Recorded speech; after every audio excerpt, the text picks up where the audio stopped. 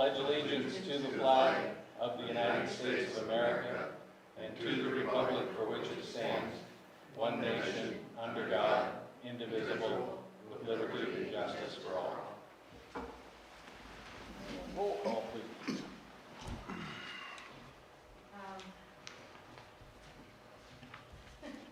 Rita Eckerman, Present. Kim Grady, Present. Peter Carley, I'm here. Dave Brooks, Absent. Absent. Kevin Battles. Excuse. Excused. A quorum is present. Okay. We'll do the approval of the minutes.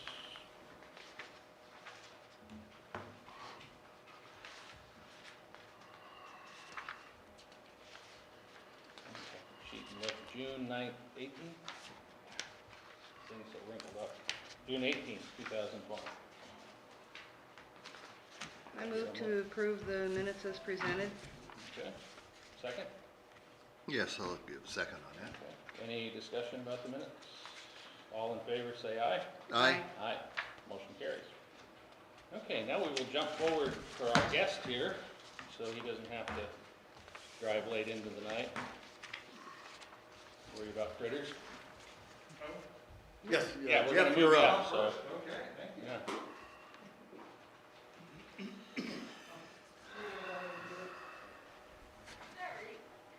Do we need to stop for a minute, or? Which one are we ready to go? Oh, Why don't okay. you open the link first? This is Jeff Humphreys from McKinsey, who was gracious enough to come down and visit with the board and answer any questions. Yeah, I'm Jeff Humphreys. I'm an architect and I'm one of the principals at McKinsey. Okay. And so the chief shared me to come down and talk a little bit about McKinsey's experience and what our capabilities are. So I brought two things. This first one is an overview. It's a little bit of a marketing element, but it does give you a variety of some of the projects we completed and some of the things that we do. And then we put together a proposal for the fire district here probably roughly a month ago or so. And so I also have a PowerPoint that shows you the deliverables about some of the things that we listed in there if you're interested in seeing that. Is there any way we can make that a little bigger? Maybe? So I'm trying to figure out how. Oh, you click on the arrow and that'll advance to the next pages. But go Down at the bottom. go Right here? Yeah, that one. Yeah. There we go. Yeah. Now, I apologize for the advertisements, but pay no attention to those. This is just like we're on YouTube here. Hey, Woot is my favorite website. I love that.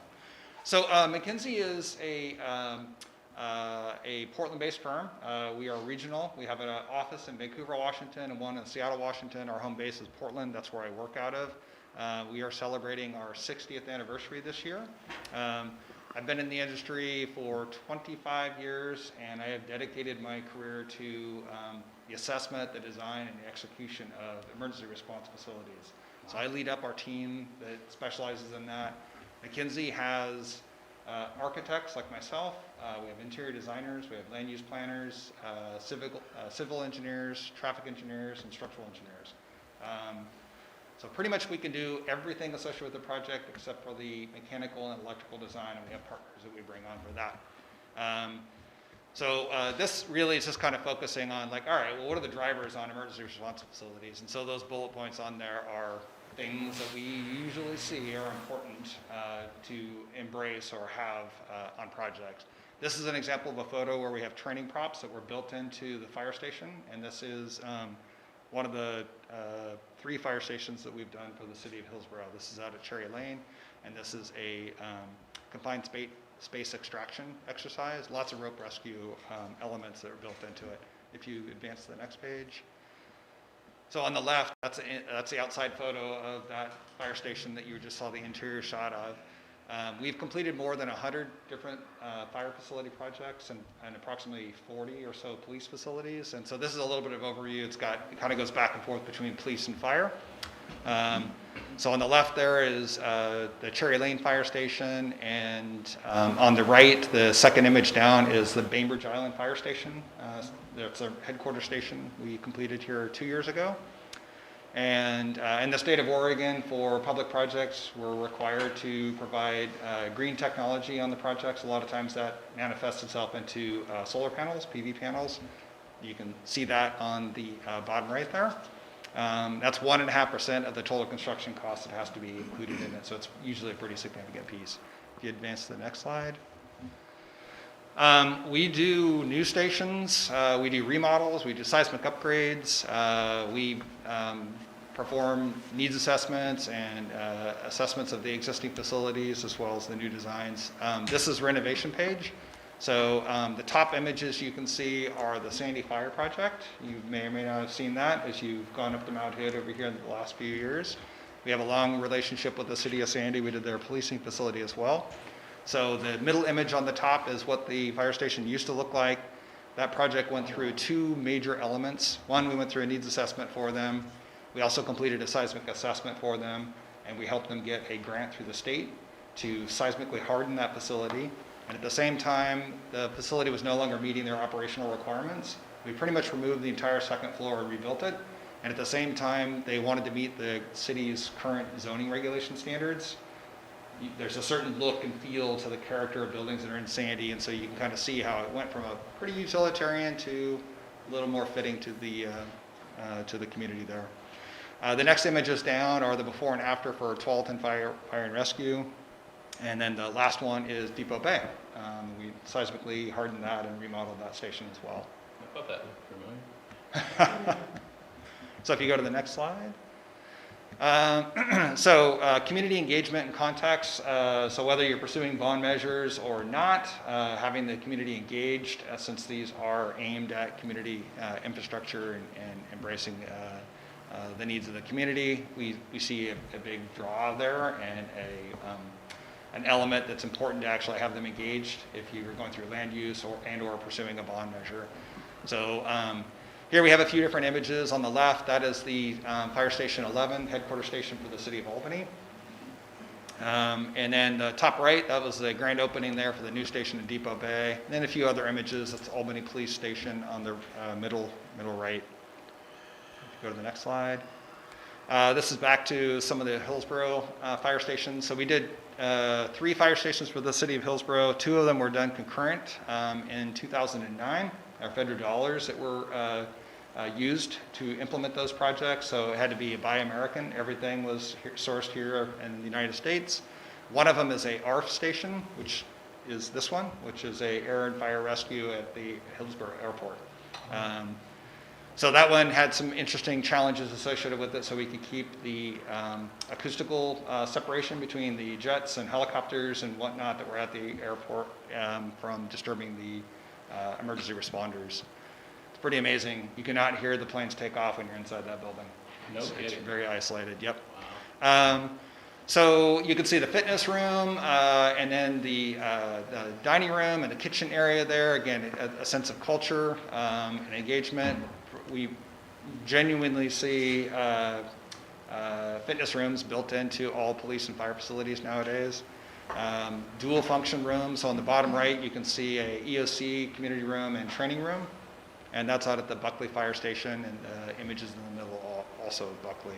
Buckley won the Station Design Award when it was constructed back in 2010 for a volunteer station. And if you move to the next slide. So these are some police stations, so you can just kind of get the look and feel of the character.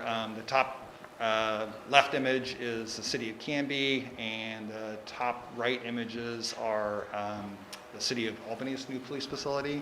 Moving down, the middle slides there are the policing facility for Rockwood for the city of Gresham. And then we've got Westland for the last 2 images there, and that's their dispatch and evidence processing. Move to the next page. Anyway, use of wood is kind of one of the things you can see on that side. We're regular presenters and contributors for national publications and conferences. This was an article that was featured in Firehouse Magazine, 10 points for a safer fire station. So, and this really was shadowing the design for the Albany Fire Station 11. So that's And so then this is, we kind of preach this concept of, we design our facilities not so they look beautiful and they win awards, but that they meet the operational requirements of the department and the community. So that is the focus of what we do. If they look nice and they win an award, that's just a bonus that happens after the fact. Anyway, these are different pieces that we think are important to fire station design. So we just have an image to kind of tie back to a floor plan or an axiometric of the station. So if you'll go to the next slide. Feel free to jump in and ask questions if you have anything. So, oh, you want to add? That's okay. These are police stations, so you guys probably are not interested. So this was, all right, so what are the operational design requirements for a police station? So there were, this is a 2-story station, so it had 2 pages, so you can advance to the next one. This is our senior staff that are dedicated to emergency response facilities, my team. Down at the bottom, you can see the Dundee Fire Station that was completed a few years ago, and then an exterior shot of Station 11. We actually did 2 stations for the city of Albany. It was this one, which was a replacement headquarters station, and then we did a seismic upgrade and remodel for Station 12 for them as well. On this one of the things that's interesting is it was rebuilt on the existing station, and their original idea was that they wanted to phase construction so that they didn't have to displace their firefighters, which made a lot of sense. But we went through and costed out and actually showed them that it was going to be less expensive than for them to temporarily house the firefighters and their apparatus adjacent to the site so that the construction window was shorter. And that's the way they ended up going as a result of that study. If you go to the next slide, I think there's like just 1 or 2 more. So more of our team. So the last page were architects. They serve as managers and designers. The top of this page is one of our senior structural engineers, does a lot of the seismic upgrades, and then Alexis Bauer is one of our interior designers. And then again, just some different images. So Hood River Fire, we did that in 2009, that's on the bottom left. And then a variety of different photographs. The middle right is Station 1 for the city of Vancouver. We genuinely try to develop strong relationships with our clients. It's not just about that one project. We're here to service you on whatever your needs are. We have done 3 police stations and 3 fire stations for the city of Vancouver, and currently working with them on a new operations facility. And I think that might be, okay. This is the last slide. So on the left, that's just some projects that are currently on the boards. So we're currently working with the city of Lake Oswego on a police and city hall. That's the top left image. And then the image to the right top, that's the next fire station for the city of Vancouver. That's a joint venture between, I believe it's Fire District 10 for Clark County and the city. So the fire district is building the building and the city is providing the equipment and the staff. Moving down from there, let's see, middle right is the Clark County Station 63. And then in the middle on the left side, you can see one that we completed for Stevens County up by Spokane, Washington. And we did 2 stations for them. We assessed their entire department, big service area, but only 4 fire stations. And then down from that is Lake Stevens Police, and then Lebanon, which this was the conceptual design. We helped them get their bond measure passed, and right now are putting together a proposal for finishing up the design of that project. So that gives you just kind of a sampling of some of the projects we've done. Any questions on that? Are you curious, or do you want me to talk anything about the deliverables and the proposal that we put together? You might as well, you're here. Okay, all right. Happy to do so. So if you click on that PDF file. So my understanding is that you are evaluating the opportunity of leaving this facility. It's in the inundation zone, your lease is up. And so that's one opportunity. And then the chief just shared with me there's an opportunity also to purchase the building. And so this proposal was put together prior to us learning about you thinking about purchasing the building. So these are all aimed at like going someplace else. I'm not sure with the PDF I'm going to be able to do a full screen. That's okay. You could do it like that, and then we can. You might try just double there you go. clicking on it. Yeah, that's working. I think if you hit, is it an The arrow? plus over there, to the left, the plus. And mine is right in the middle. Oh, right There you go. I think that is, well, Try, Increased it. yeah, maybe the best. that'll way work, to do it. that'll work. So, if you hit the arrow for the next page, which is on the right in the middle there. So this is just, again, our experience, because I didn't know what you guys wanted to talk about. So you kind of already seen these stations. Okay. Yeah. So I'll go ahead and go to the next page. This is just a different way of showing some of our experience. I think if you click on the arrow, is that an arrow? So if you go down to the bottom, or, Oh, this one. I don't know if that one will do it, or the one right to the left of it will do it. Try that one, yep.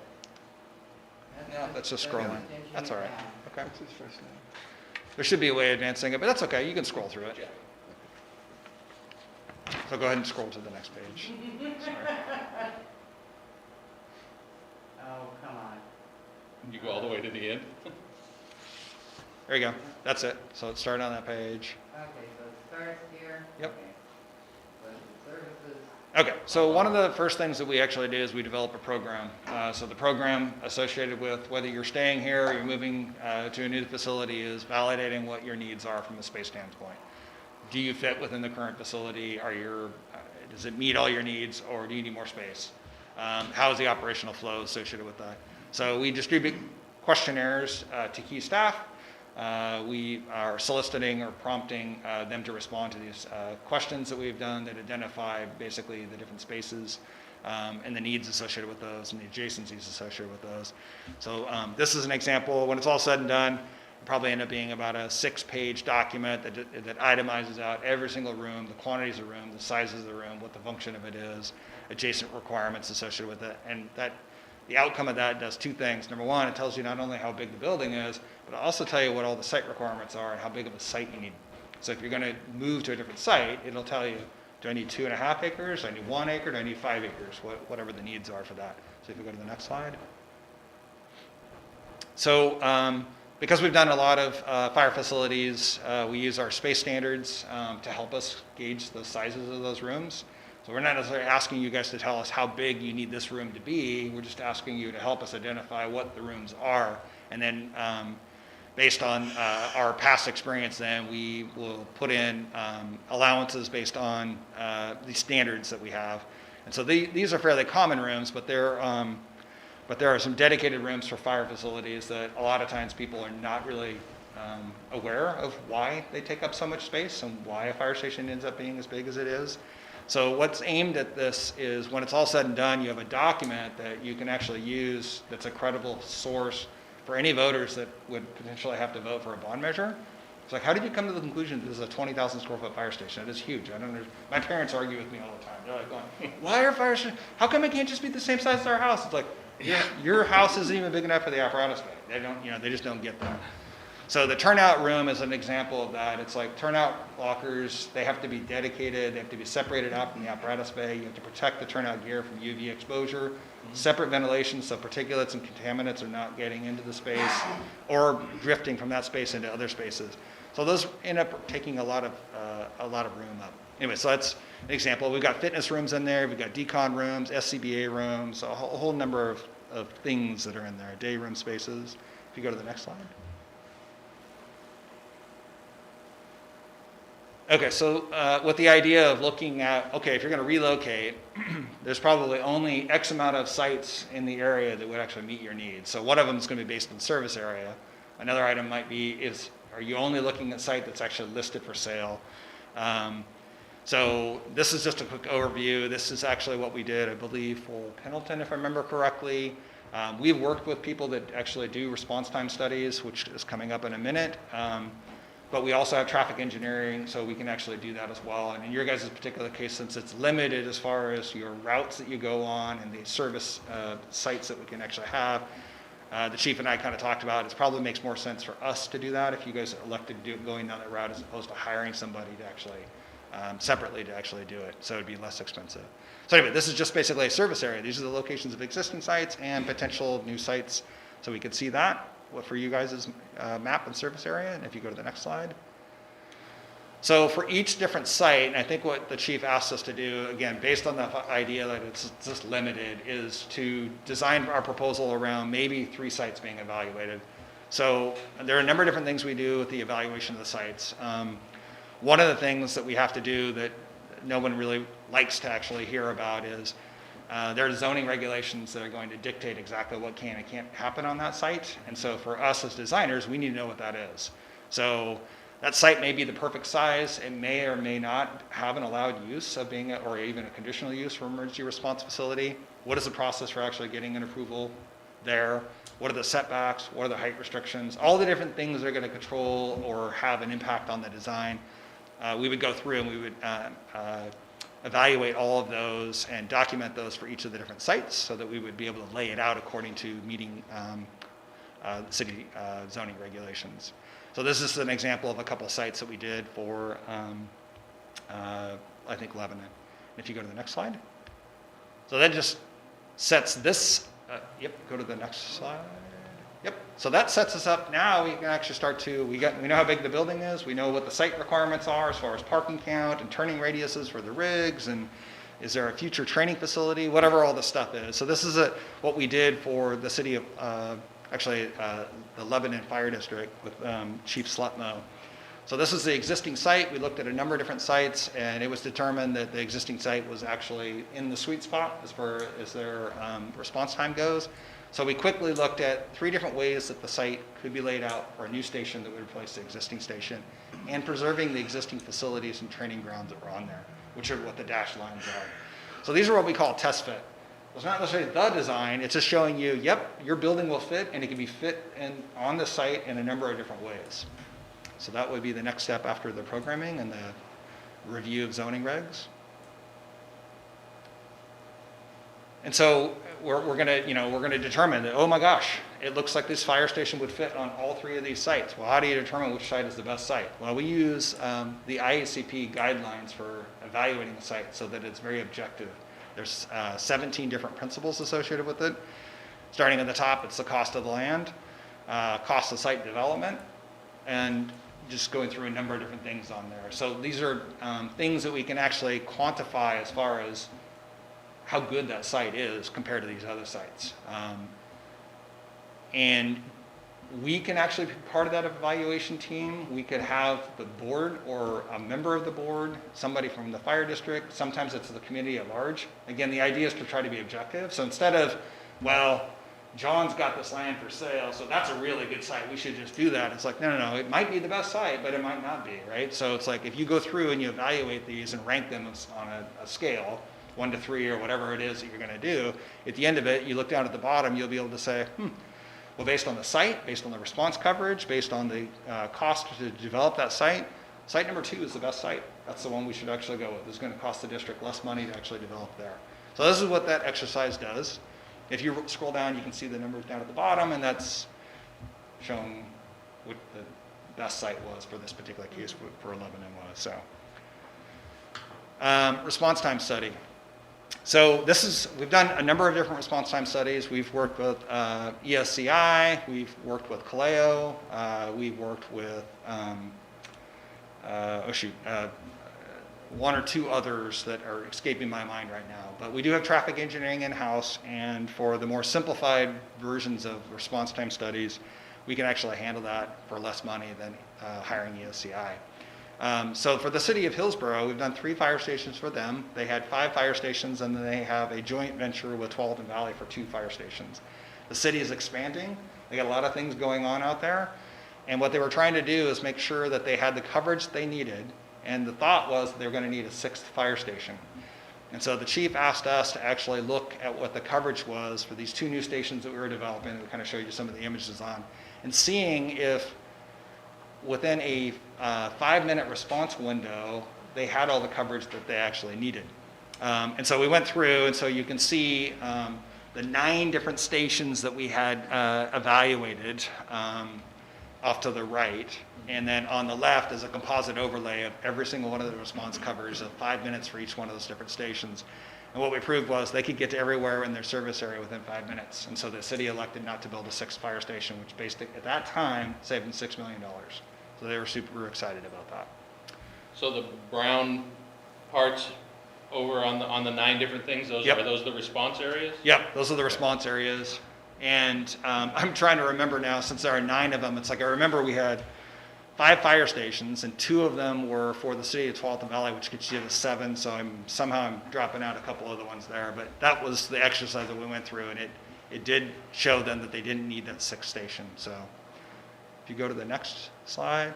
And this, so when I say simplified, this is based on how much time does it take for the truck to get from this spot to get to that spot over there? And then we can draw this amoeba around that based on the service roads and say, here's where you can get to. And again, less roads here than what we were looking at Hillsborough. So we think we can handle that for you guys if you elect to do that.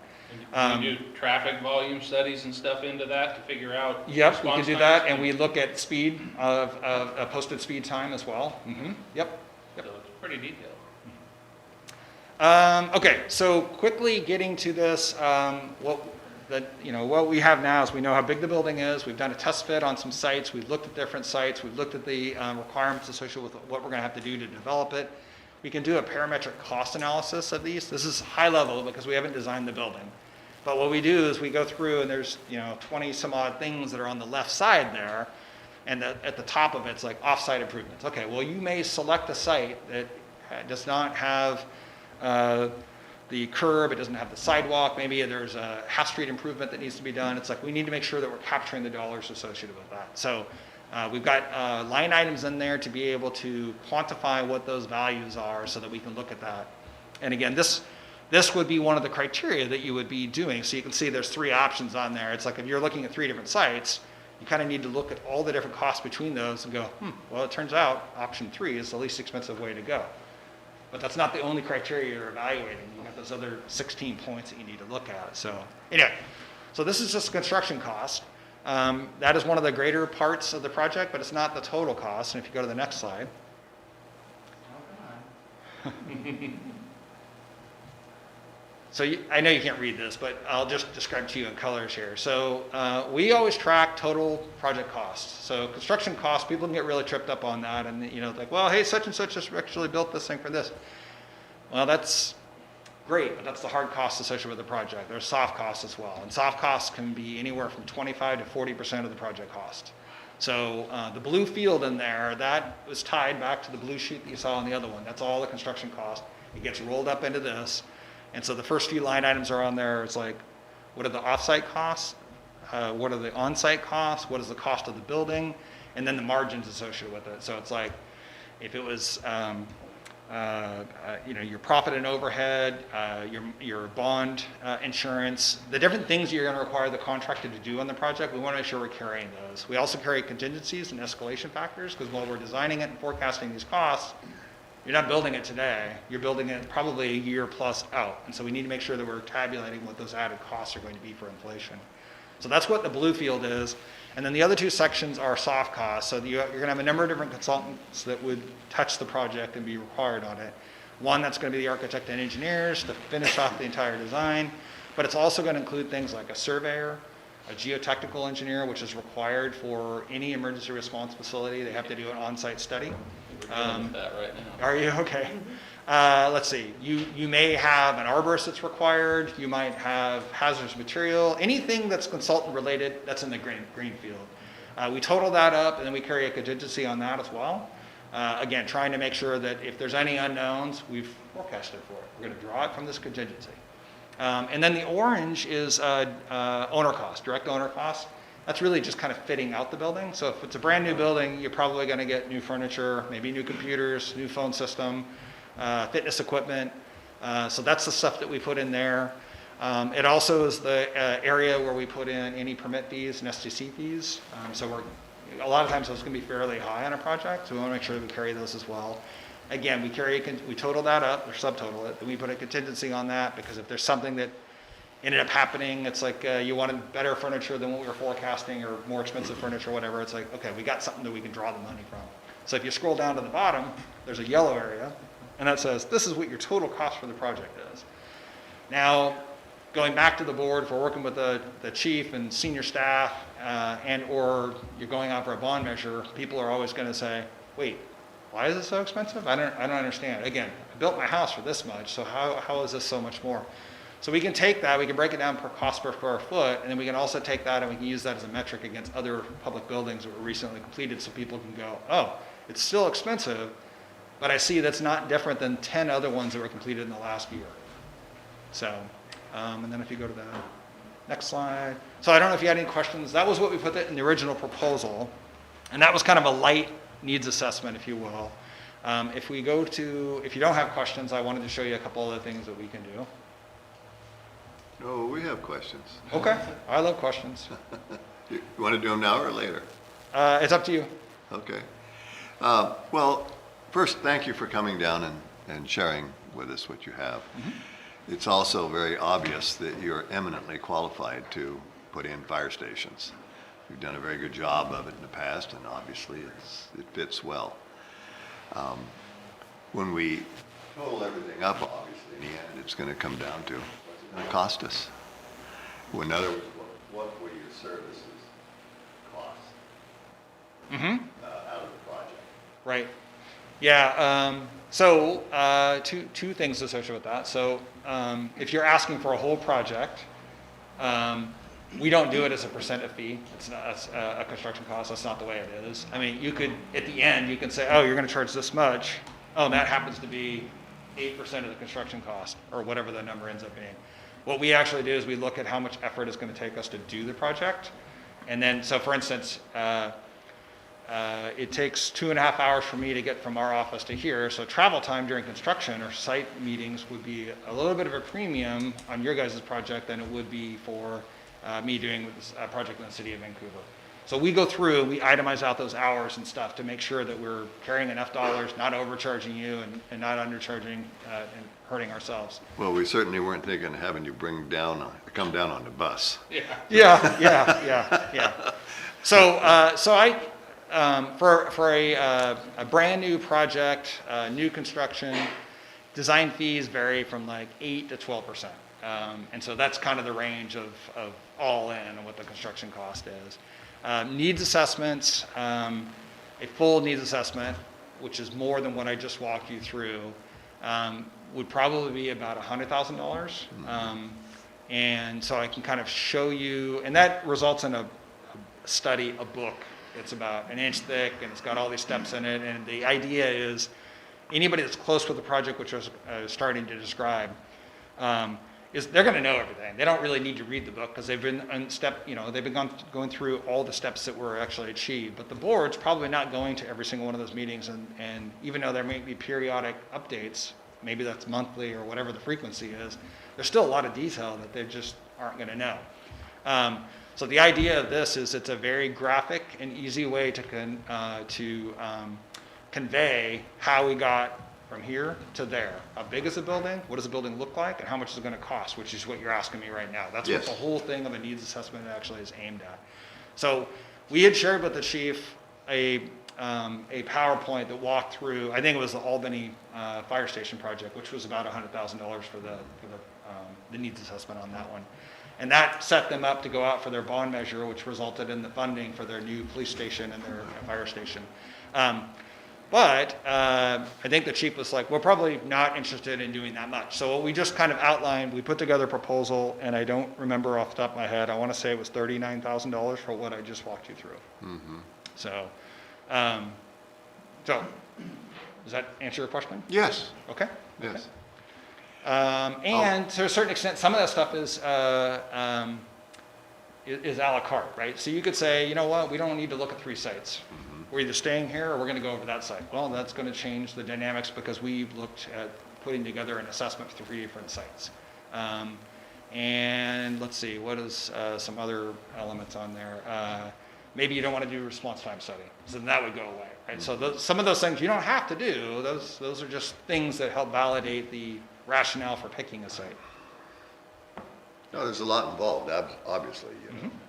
That's a lot to think on there, but.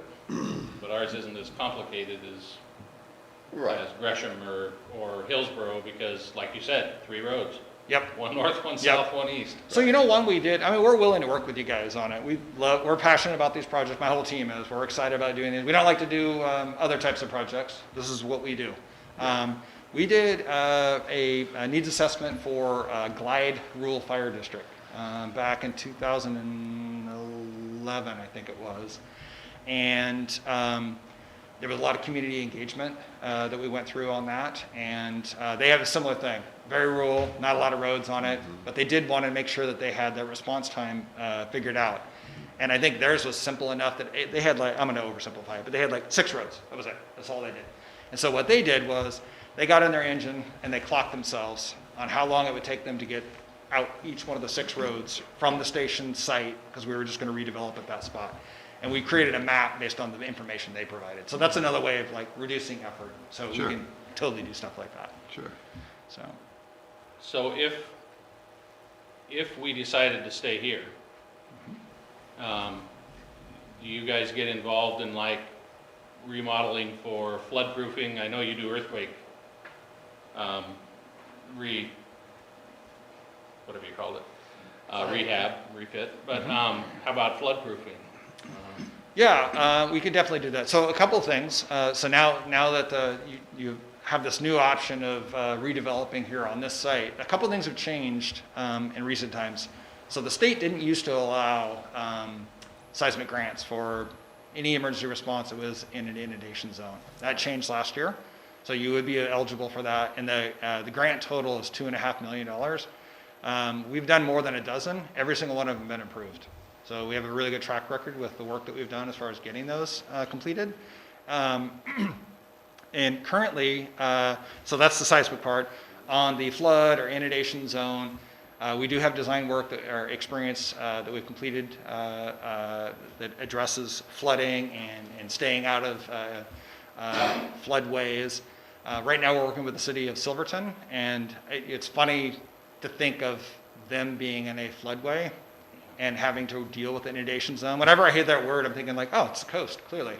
Well, they have Silver Creek and a huge dam.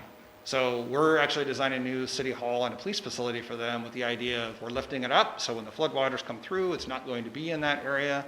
So that's a thing that we can actually do. Hardening the facility, and then on the site providing areas to absorb, contain some of the water, basically, to try to mitigate it. And then there's also means of pressurizing both sides of the building so that you don't have hydrostatic pressure buildup and cause structural damage to the building. So yes, we do have experience with that. We could do something like that.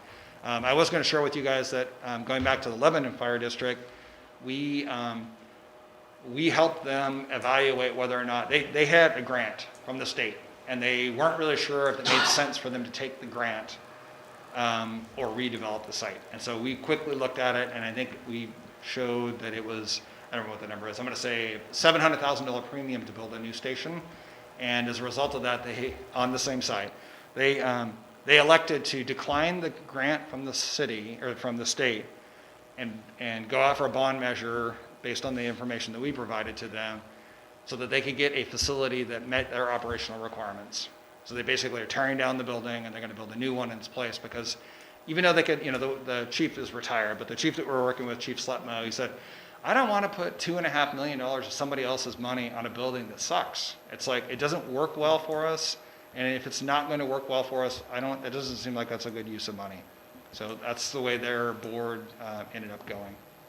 And our issue here is we are in an inundation zone. We're in an AE, but the only water that's ever going to hit us is going to be a tsunami. So, I mean, and you don't recover from that. I mean, Yeah. so it's a hard decision. It really is. Because the other side of it is an earthquake big enough to cause the tsunami, we know from looking at Japan and Malaysia, is going to drop the ground level 6 to 10 feet, which puts this building underwater forever. Sometimes the ground gets raised too, sometimes. Yeah, well, the way the stuff works here, it's going to drop. The way the geology works with the plunging, because we're on the downside, we're on the bad side. We're going under. But So, I mean, those are all the things you gotta think about. Yep, Um, yep. Plus how much they want for it. I mean, the taxpayers have already built it once, and I have a real problem with asking the taxpayers to pay for a building that they've already paid for. So we'll see. Yep. Let's see, maybe quickly, just trying to wrap up here on other services. So, in the first part that we talked about, we didn't really talk about moving from the site diagram into what the building was like. And so one of the first steps that we do when we're actually designing the building, again, for operational flow, is we look at adjacencies, which is what you see on the left side there. It's a 2-story building. We've got the different colors representing the different major programmatic elements of the station, and those are actually keyed into the program pages that we looked at before.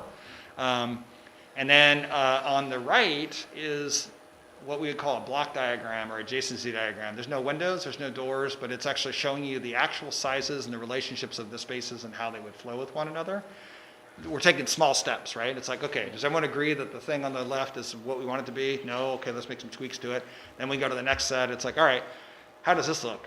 Oh, do we need to move these rooms around? Great, we move those rooms around, and that way there's less effort moving boxes around than changing all the windows, the fenestration pattern, the doors. It's like as the project advances, it gets more and more involved as far as making changes. So anyway, that's the next step. And if you go to the next slide. This is kind of the final outcome. It's a different building, but it's like, but here, this is, you migrate through the 3 major steps. And so this gets to the part where it's like the doors are there, the windows are there, it's showing you the furniture layout. So you get the gist of exactly how that space is going to be and flow. So that would be something we would generally do in a needs assessment, because if you're really trying to go out for a bond measure, you want to know absolutely what it's going to cost. And as a taxpayer, I want to know what it's going to look like. I don't want to vote for something that's going to be X amount of millions of dollars and nobody knows what it looks like. It doesn't make me as an architect feel very comfortable that that's very valid of a number. And maybe it's because I'm tarnished by certain public agencies in the city of Portland or something, not being able to do what they need to do. Anyway, so that's the floor plan. If you go to the next slide. So then we can go back to the site diagram, and this one's back to the Lebanon fire station project. And so now that the floor plan has been worked out, instead of it just being a test fit that says it could look something like this on the site, it's like, no, here's exactly how it's going to lay out. Here's how the parking is going to be. This is the quantity of parking. So anyway, it's freshening that up based on the way the floor plan actually got laid out. And then we go through, and I've left this out, but then what we do, so we design the site and we design the floor plan based on operational needs from the department.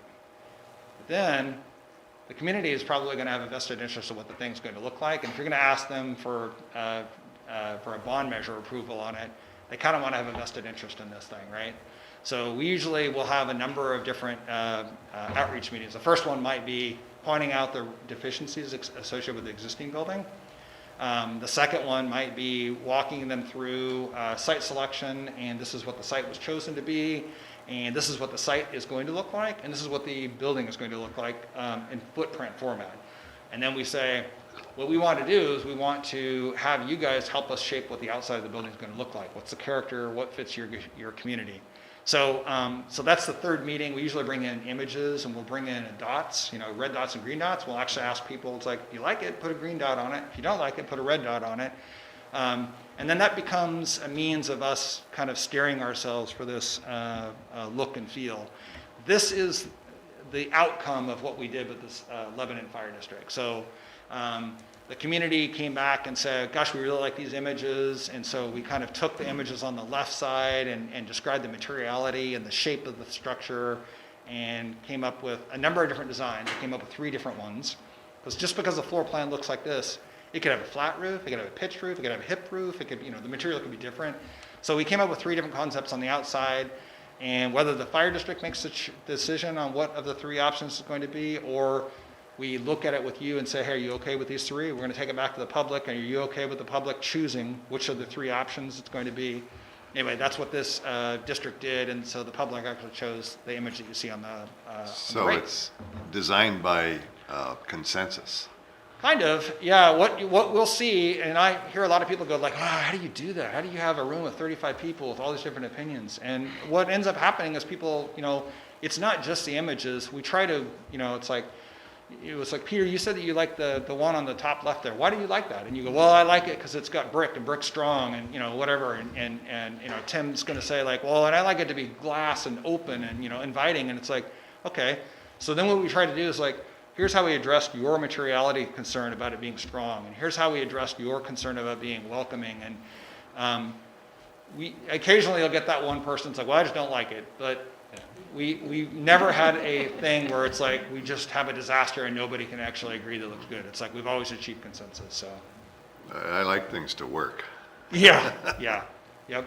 Let's see if we go to the next slide. It's roofs So- instead of flat roofs. So now with this process, the difference here is it's expanded. Now we know exactly what the site's going to be. We know exactly what the building's going to look like. We know how big the windows are. We know how many doors there are. We know how many toilets there are. We got all this stuff. We can actually do a construction takeoff, an accurate construction takeoff.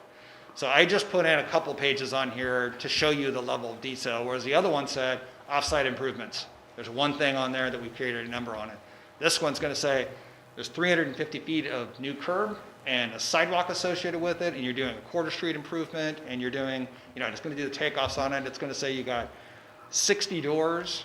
You have 14 overhead doors for the apparatus bay. They're this big. It's like, it's going to go through and do all that stuff. So the level of accuracy for this cost estimate is much, much higher. So anyway, that's showing the difference because we've gone farther on the design. So there's a stronger comfort level for what that cost is. So if you just scroll through, so that I just grabbed the first 3 pages of this. These things are, they can be like 12 pages long. And that's just kind of the first thing. And that was it. So that's, yep. So sorry I've taken so much time, but No, it's fine. Yeah, you're exceedingly well qualified, there's no question about that. Fascinating. Yeah.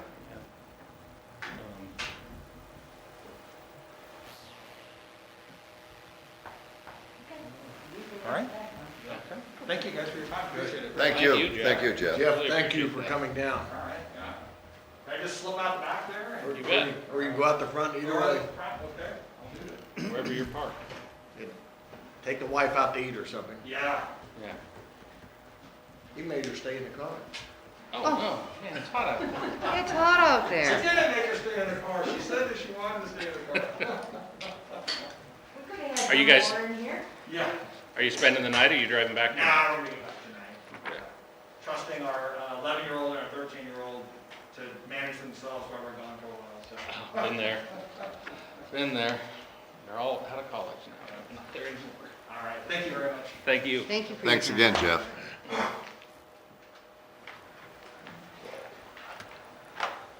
All right, so, do we have any citizen participation? I don't see any. Skip that. How about the volunteer report?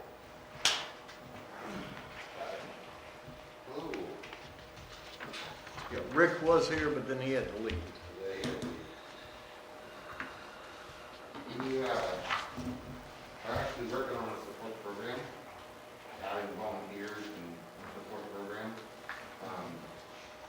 Wendy was introduced as and elected as the support coordinator. Oh, great. We want to put together a program for rehab centers with major fires. And I'd like to see it strong enough that, you know, this is far in the future, but strong enough that maybe even, you know, if Newport were to get a big fire, that they would call our support team and say, hey, can you come up and do what we have? So it's a work in progress. We're working on guidelines, base guidelines, and then we'll give it to Wendy and let her run with it and see how that goes. So, but other than that, we've got a few new volunteers that are started back up. And I think one was already with us before, but has come back. So we're slowly getting back out there and maybe start to bring some people in and build up the volunteer group again. So. I'm real impressed with what I hear on the radio with the response times and stuff like that. It's been really impressive. We also, let me bring it up, had some masks made that we're going to attempt to sell. They say probably supporting.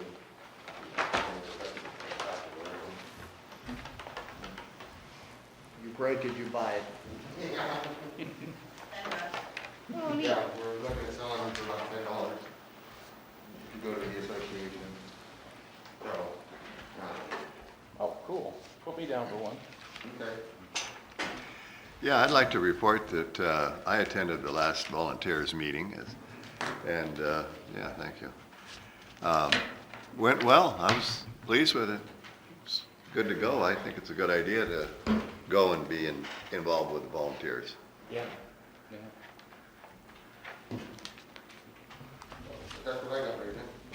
Thank you. And Thank to you. Yeah. chime in, the volunteers, the ranks are building, they're doing a great job. Thanks to Eric and his wife Wendy for Eric's assumed the role for quite some time now as public information officer, and so we're out in the public eye a lot more now with photos that Wendy takes and things, and that's, keep the public educated. Yeah, I think it's great. I'd also like to take the time to thank Eric for setting this up so that he can do the televised interview. Oh, yeah, It's great. absolutely. Thank you.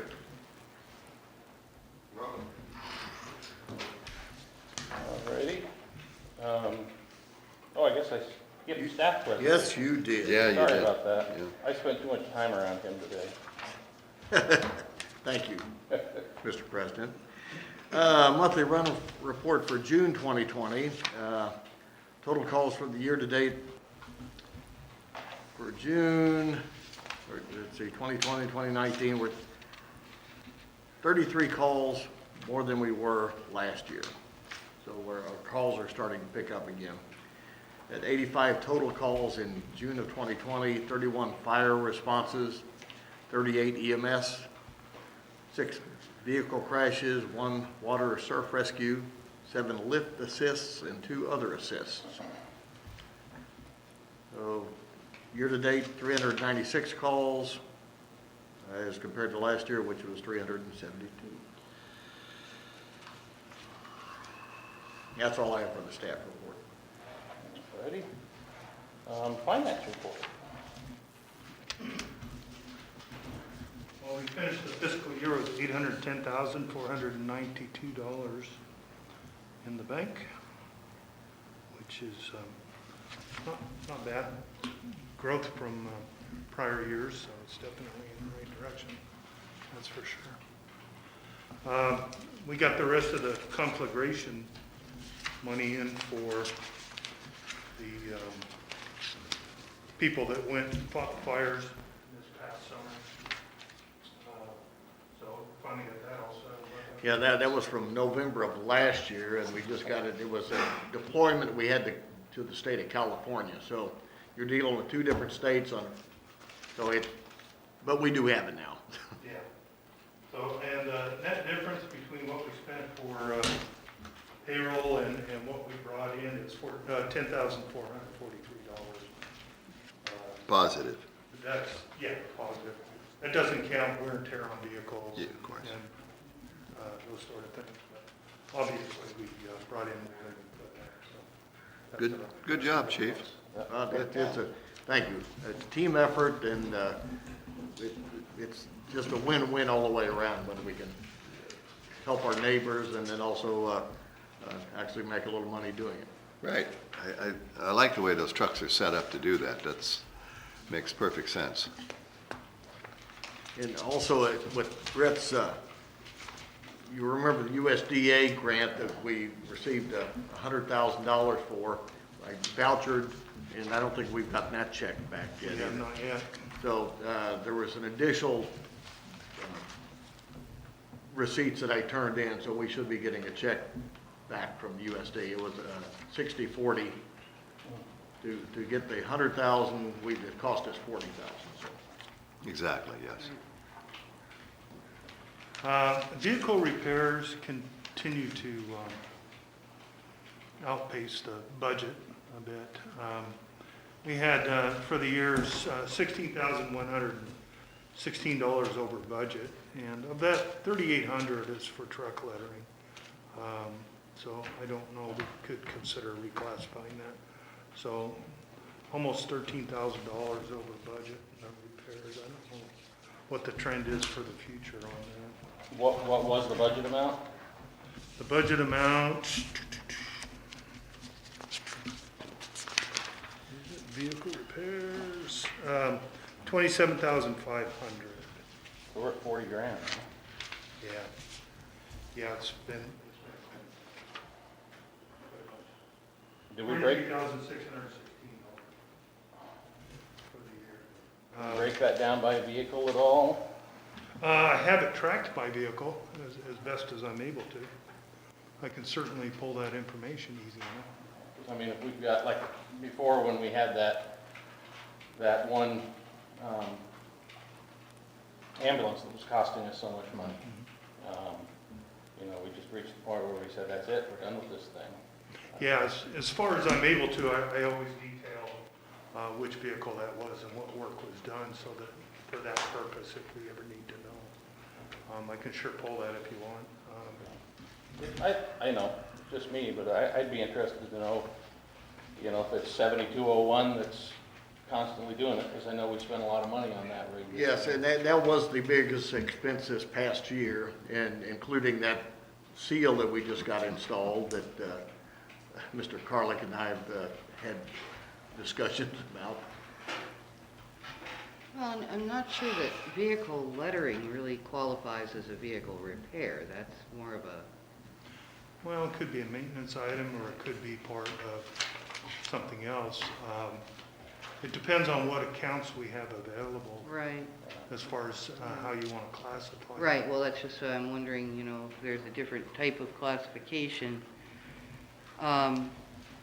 Because, for example, when we buy a new vehicle, or, you know, a refurbished vehicle or whatever, and we have other equipment and so on that needs to be installed, you know, radios and that sort of thing, it kind of more falls in line with Purchasing. with a purchase of a vehicle or an upgrade of a vehicle rather than a repair of a vehicle. So I don't know if there's, I guess you could look at it that way. You could also say that if you're replacing lettering, then that would be a repair. oh, yeah, I suppose. The only account that we have would be engine ambulance equipment. It's not really equipment. Unless we looked at it as advertising or something like We that. don't have an advertising. Yeah, we don't have an account. advertising. We could create one. Yeah. We certainly could. I mean, we could create any. Well, and actually, it's probably not bad for us to have a line item for that sort of thing either, for, you know, if we have to, for instance, when we have to do newspaper publications, that sort of thing. Most of our newspaper publications are illegal. Well, that's true, that is legal. I can sure create the account. We could call it, vehicle equipment and supplies or something. Yeah. Something that. And at least that way we know that it's not, It's not a Repairs, repair, you know, so but- it's not, yeah. it's not, you know, seals or something else Yeah. that, Yeah. It's not something we've come across a lot. right, yeah, true. I try not to add any more accounts if I Right. don't really need to I don't blame for you. Yeah. historical purposes. Mm-hmm, yeah. Because we're matching, you know, if we want to look at the prior year compared to this year, to changes. Mm-hmm.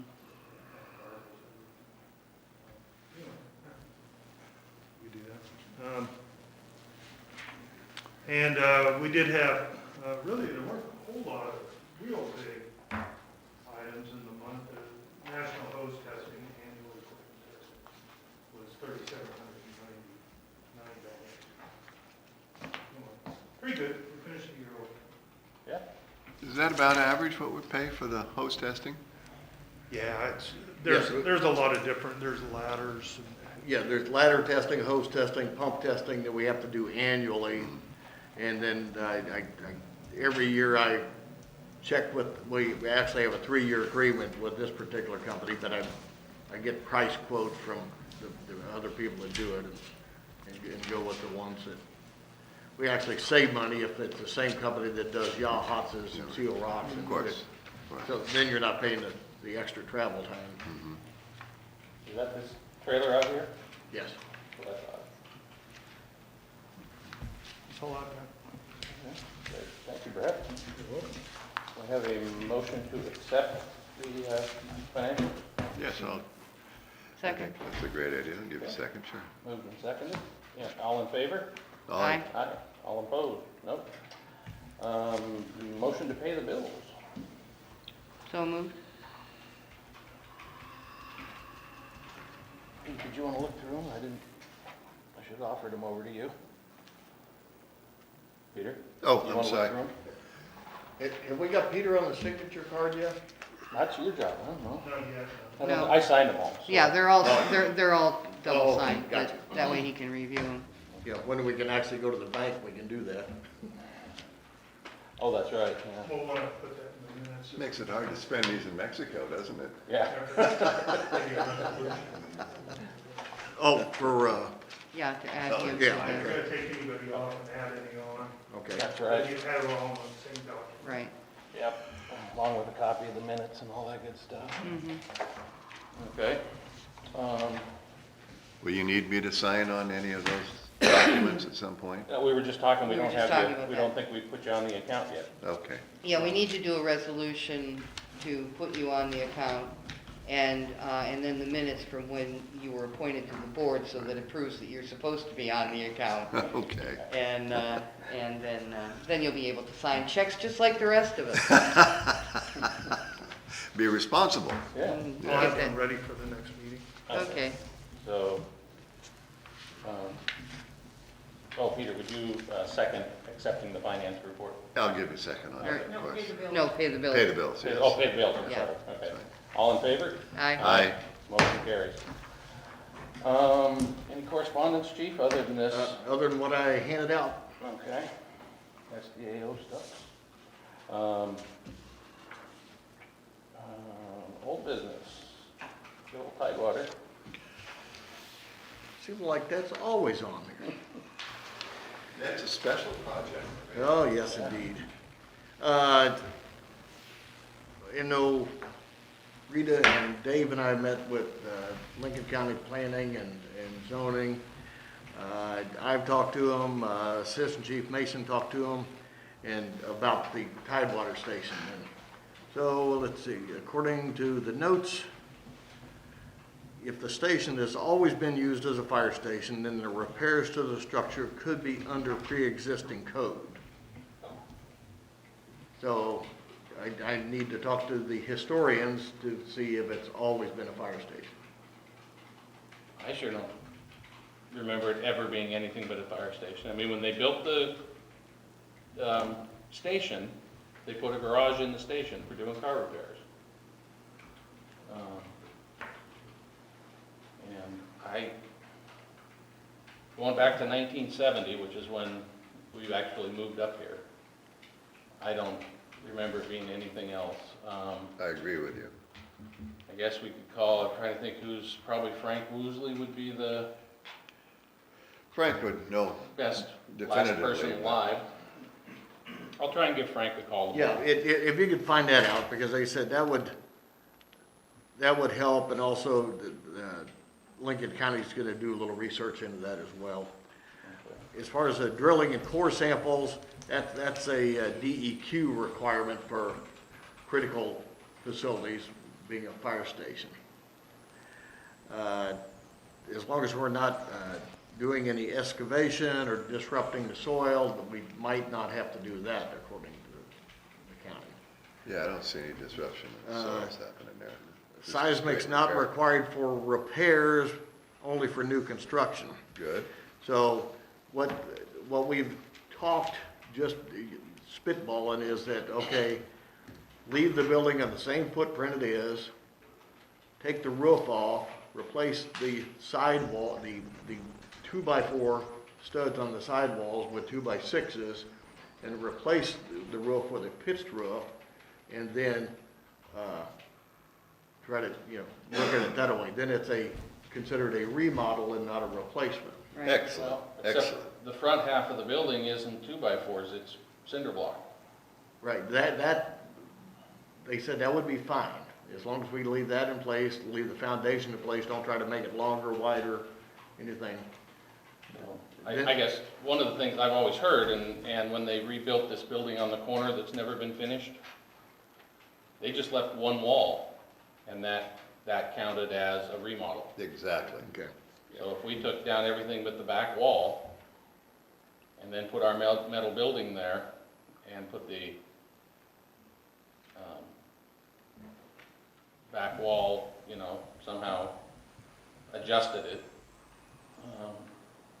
And they did recommend, we talked to them about, we said we've already done the phase 1, and then, you know, because of the cost of the phase 2 and phase 3 that concerned us, their recommendation, if we're considering purchasing the property, that we follow through with at least the sample testing to make sure that there's no ground contamination, because otherwise we're purchasing what could be a toxic, Yeah, a liability. yeah. So that, and then Chief Mason and I have talked, and he worked with North Lincoln as far as their seismic upgrades on some of their stations. So there are funds available, as Jeff alluded to here, so even the Tidewater project could be eligible for some seismic upgrades while we're doing this. Excellent, So that's an update on it. excellent. I very much like to see progress happening on Tidewater. We all do. Well, we're not breaking ground or anything, but at least it's forward progress. I think that's very good news. And thanks to Jamie, and between enough of us calling Lincoln County, we Well, I got, know that all the citizens up in that area of Tidewater would be very, very pleased to see that station in operation. and I mean, we're operating out of it now. It's just Oh, I know that, less than ideal. Right, Right. right. I have an old business that I'd like to throw in there, because coming off of one of our discussions we had today, that generator at Five Rivers, that the battery died, and so we don't know when the last time it turned on was. Is it not hooked up in such a way that when it turns on every week to do its 20-minute run or whatever it is, it's going back and charging the battery at It's the same supposed to time? be, and It is, it's supposed to be, and the one thing I've never checked when I was up there, because I guess assumed that Yeah. it's a self-contained unit, so I assumed that, and I even put a bigger battery in it just to make it last. I assumed that it was charging it, but because it sat not used for so long, it's really possible the charging system of the motor, of the generator, is not charging It's it. not functioning. So it is just basically draining the whole time, even while it's running, so. Right. If it is a quick fix, because it is a generator, instead of fixing the alternator part of the engine of the generator, just simply hooking a battery main charger up to power, so that when it comes on, it basically essentially charges that battery too. So- Right. But I just discovered that this morning. Right. So I'm Yeah. going to, be looking into how to fix that properly so that it'll stay running. Good, good. Okay, that was all I had, and I don't see George's bright shining face here anywhere, so. or a shiny head either, for that Yeah. matter. No, he contacted me again this afternoon, said that because they're still under travel restrictions with SDAO, which That's I right. wondered about. I didn't think about that. He said he'd be willing to call in. I said, no, I think we can probably postpone it a month and. Yeah. Maybe we'll have the rest of the board here by then too. Right, and actually Jeff was able to, I think, present a lot of information to the board on that we were gonna ask George about anyway. Yeah, George probably would have said, hire him. Well, and that's essentially he did. He said they would guide us, list of what we needed, and then guide us to, either McKinsey or a couple of others that they deal with. Yeah. Okay. I forgot to ask Jeff when he was here, did McKinsey design Yahat's new station? I don't think so. I don't know. He didn't, you would don't- think he would have brought it up. Yeah, Yeah, I don't think they did. okay. Unless he's embarrassed by the Yeah, yeah. issues they came up with and said, oh, we don't want to bring that up. But, Just curious, it's Yeah. not okay, important. chief's report. All right, as you notice in the weekly reports that I send out every Wednesday in June. We have we call in, have a telephone conference call with all the partners in the COVID-19 response and get reports from Oregon Health Authority, County Emergency Management, the fire chiefs, and the assortment of other folks, and just get updated on it. We assisted Lincoln County Schools. They bought a Conex container, and we'd had some rodent infestation problems at their facility over the past, and so they've got a secure metal Conex now that we assisted him moving all the disaster supplies and everything over there. We're back to having, or at least have been back to weekly training and drills every Monday evening. The COVID shutdown has certainly caused us some challenges with keeping everybody up to date. This past Monday, we were able to get all the staff trained on our new self-contained breathing apparatus that arrived. I sent the pictures out to the board on that. I want to thank the board for agreeing to the financing of that so we could get upgraded and get brand new safety equipment for our staff. We've had our CERT team. You've seen the masks that we've been handing out. We did 2 different events in Walport and also at the same time in Yachats. The numbers are down there. There's a total of 5,097 masks that were distributed on 2 different occasions in Walport and 1,658 in Yachats.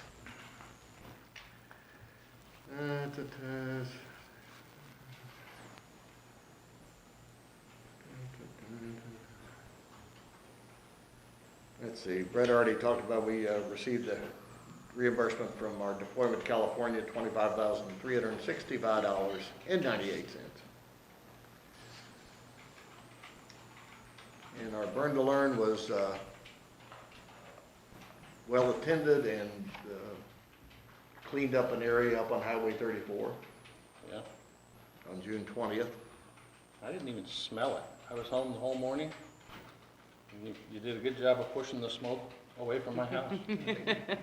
It's close, just around the corner. Yeah, almost, yeah, Just real the- close. I didn't. It's that big fan that they put by the bridge, right? You could just about draw a line from your place to where that building was at. Oh, yeah, as the crow flies, it probably wasn't 200 yards. Yeah. And Karen Appland, who has been working as our part-time administrative assistant for the last couple of years, or 18 months or more, Karen turned in her resignation, said she's got way too many jobs. She works at Food Share and Meals on Wheels and I think the library, and she said, I'm supposed to be retired. But she has really helped us get organized and done a great job, and so a shout out and a thank you to Karen. And we have posted internally to see if any of our volunteers are interested in that part-time position. We'll be taking applications and then interviewing for that. And I got a couple things for executive session, and that's it. Okay. The only thing I had, and I said it a little earlier, when we were getting the volunteer report, is that I'm just real impressed with the kind of response we've been getting during calls. Yeah, I listen to it all the time, and I just couldn't be happier. Volunteers are working their butts off, and we really appreciate it. Yeah, Staff's been doing a great job and back-to-back to-back calls, and we're still getting trucks out the door and helping our citizens out. I think, you know, I mean, we had the oversight committee meeting earlier today with the Seal Rock Board, and I think they seemed equally pleased with the way things are going and the responses and so on that we're achieving, so. you think that this operation of this joining will come quicker this way? Since we're like getting Well, I closer and think closer. that, you know, we're certainly, I think everyone is reaping the benefits of, Mhm. you know, the IGA that we have in place right now. Right. And And working Peter, out the that's- kinks and so on, so. Yeah, any partnerships and things, they all start out with an intergovernmental agreement like we have. And then that's kind of baby steps, and we're working towards this, and then we're able to move forward and then. I think it's great. Sooner the better. It'd be good for everybody, and it'll lower our tax rates too. Yeah. Well, yeah, I don't know whether to lower the tax rates, but it's not gonna, yeah, there's some hurdles to jump over, but this is the first step for sure. Yeah, good. Okay, well, do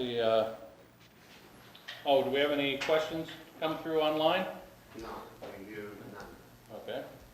I forgot to announce that at the beginning, I apologize for that. Oh, Dave's here. Good timing.